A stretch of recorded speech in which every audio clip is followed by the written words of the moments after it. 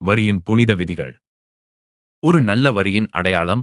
ஒரு நல்ல வரியை அளவிடும் அளவுகோல். ஒரு வரி நல்லதா கெட்டதா என்று எப்படி கணிப்பது? அதற்கு பொருளியலாளர்கள் சில அளவுகோல்களை வகுத்துள்ளனர். அந்த அளவுகோல்களே புனித விதிகள், அதாவது கேனன்ஸ் ஆஃப் டாக்ஸேஷன். ஒரு நல்ல வரியில் இருக்க வேண்டிய அம்சங்கள் மற்றும் தன்மைகளையே புனித விதிகள் என விவரிக்கிறோம். குறிப்பாக, புனித விதிகள் அனைத்து வரிகளுக்கும் பொதுவானதாக இல்லாமல் தனிப்பட்ட வரிக்கு மட்டும் அதன் தரத்தை குறிக்கிறது. ஒரு நல்ல வரி அமைப்பு அனைத்து வகை வரிகளையும் சரியாக இணைத்து புனித விதிகளை பெற்றிருக்க வேண்டும். ஆடம் ஸ்மித் வகுத்த விதிகள் பற்றி காண உள்ளோம். நவீன பொருளியலின் தந்தை என போற்றப்படும் ஆடம் ஸ்மித் வரி விதிப்புக்கான முக்கிய விதிகளை வகுத்துள்ளார். அவை செலுத்தும் திறன் பற்றிய விதி, சிக்கன விதி, சமத்துவ விதி, வசதி விதி, உறுதி விதி, திறன் மற்றும் நெகிழ்வு விதி.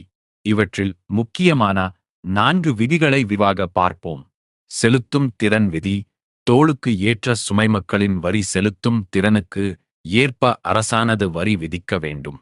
ஏழை அல்லது நடுத்தர வர்க்கத்தினரை ஒப்பிடும்போது செல்வந்தர் அதிக வரி செலுத்தும் வகையில் வரி அமைப்பு இருக்க வேண்டும். ஒருவருக்கு 10,000 வருமானம் என்றால் மற்றொருவருக்கு 10 கோடி வருமானம் இருக்கும்போது அதே சம வரி விதிக்க முடியாது. நெக்ஸ்ட், உறுதி விதி. தெளிவின் சுவைதை நிச்சயத்தன்மை விதி என்றும் அழைப்பார்கள். வரி வீதம் அல்லது செலுத்தும் காலம் குறித்து நிச்சயமற்ற தன்மை இல்லாத வகையில் அரசு வரியினை விதிக்க வேண்டும். அரசு தன் போக்கிற்கு வரிகளை விதித்தால் அது மக்களின் செலுத்தும் திறன் மற்றும் வேலை செய்யும் திறனையும் பாதிக்கும்.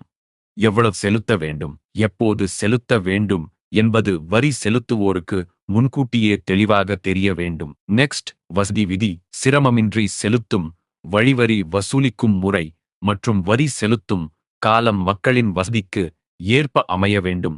வரி செலுத்துவோர்கள் வரியை சிரமமின்றி செலுத்தும் வண்ணம் வசதியான ஏற்பாட்டை அரசு செய்ய வேண்டும்.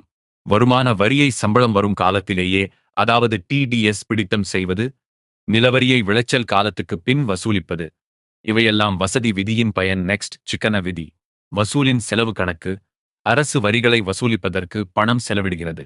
வரிகளை வசூலிப்பவர்களுக்கு சம்பளம் வழங்கப்படுகிறது. வசூலிப்பதற்கான செலவு வரிகளை விட அதிகமாக இருந்தால் அவை மோசமான வரிகளாகும். எனவே ஆடம் ஸ்மித் கருத்துப்படி வசூலிக்கும் செலவுகள் குறைவாக இருக்கும் வரிகளை மட்டுமே அரசு விதிக்க வேண்டும். அதாவது வரியை வசூலிக்க போடும் முயற்சி வரி தரும் வருமானத்தை விட பெரிதாகி விடக்கூடாது.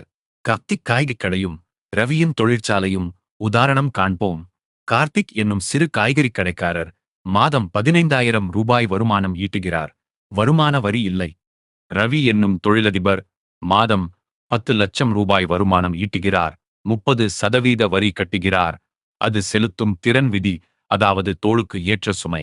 வரி வீதம், கட்ட வேண்டிய தேதி, அபராதம் என அத்தனையும் வரித்துறை இணையதளத்தில் தெளிவாக அறிவிக்கப்பட்டுள்ளன. அது உறுதி எனப்படும் விதி. ரவி ஆன்லைனில் UPI வழியாக அமர்ந்த இடத்தில் இருந்தே செலுத்துகிறார். அது வசதி விதி எனப்படும். அவரிடமிருந்து ஆண்டுக்கு 3 லட்சம் வரி வசூலிக்க அரசு வெறும் 500 ரூபாய் நிர்வாகச் செலவே செய்கிறது. அதுவே சிக்கன விதி எனப்படும். 4 விதிகள், ஒரே வரி அமைப்பு.